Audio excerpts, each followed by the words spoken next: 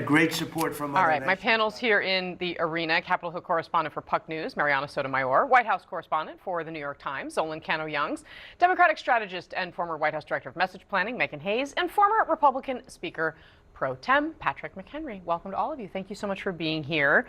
Congressman, the president obviously was talking about the Iran war specifically, not thinking about the midterms. I see an argument for not thinking about politics in the context of national security. However, not considering domestic issues and the concerns of Americans who say they can't afford their daily lives is another thing. Okay, so this is the whole thing about whether or not you should take President Trump literally. And this is the best example of it, which was the message was to Iran. And the message to Iran is, I don't care, I'm going to destroy you. My focus is on destroying you. And domestically, it's the same message to his enemies, his political enemies. And some of them still reside within the Republican Party. So this was a message clearly to the international community, specifically to Iran, that he is not on the shot clock for the midterms. And the other element here is that he still has political stick here at home. He showed that in Texas. He's shown that in Republican primaries. We'll see if he can show that in the midterms that are really stacked against Republicans this fall.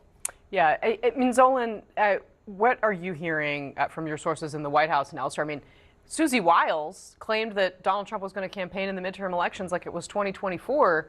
We have most definitely not seen that from the president. There was definitely a concern, particularly when you had outspoken critics in the American First Movement that were criticizing what seemed to be an overt focus on foreign policy and not as much on the frankly, the issues that the president campaigned on, right, which was the economy and addressing the daily issues of Americans. And I remember, being in Davos covering President Trump there when, kind of ironically, his administration was saying, don't worry, he'll soon travel the country and be talking about his agenda more. You're right, we really haven't seen that. You more often hear him talking about ballroom construction and obviously the war in Iran as well. I do think it's fair to also, you often hear the don't take his comments literally.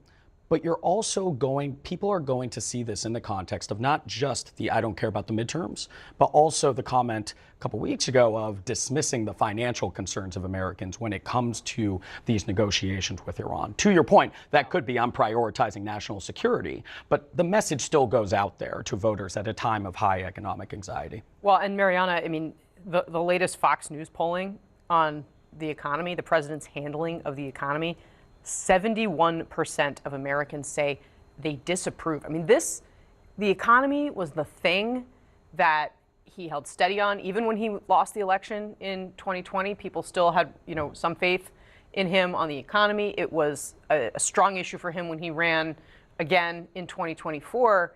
It is pretty clear he's lost that advantage. Yeah, and that is why Republicans realize that they are not competing in friendly terrain at all during these midterms. There are Republicans who would not mind having him come and stump alongside them. But for the most part, Republicans do not want to be near the president. And that is pretty much a common trend in midterm elections. What I hear back on the Hill, kind of also full circle, a lot of what we've heard this past week on the weaponization fund, for example, lawmakers are coming back. They're supposed to be voting, or at least Trump wants them to be voting, to fund DHS for 3 years, this weaponization fund, and also $1 billion for the ballroom. I'm hearing that's just not going to happen. And for the most part, it's because a number of senators are so mad at him for going against Cornyn. Of course, they publicly said, we're going to support Paxton. Yeah. We're obviously going to support the party. But he has already made enemies, more or less, in Bill Cassidy and possibly Cornyn, who tweeted something quite interesting this week, a tale of a frog and a scorpion, that many in the Republican circles are looking at that tweet. Essentially, it's this fable, I guess, of the scorpion needing to cross the nature of the scorpion. Yes. Yes, and then the scorpion bites. Yeah. Can you translate for us, Congressman? Do you know what he's talking about? I don't wish to translate. I think we can read that very easily. Yes. An interesting tweet. But what I would call these retiring members, and I would say chaired by Senator Tom Tillis, who announced, my senator in North Carolina, who announced he's not retiring last year. during the reconciliation, the big, beautiful bill. I would call them the YOLO caucus, that they are going to go out strong. You only live once, right? And they're going to act like it's spring break and they have no consequences.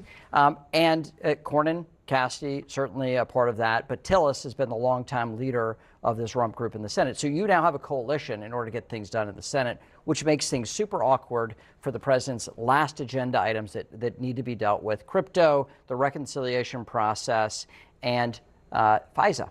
These very important things that are really the last three things this administration wants done this year. Megan Hayes, how are Democrats feeling about their chances of taking back the Senate, especially with the events in Texas this past week?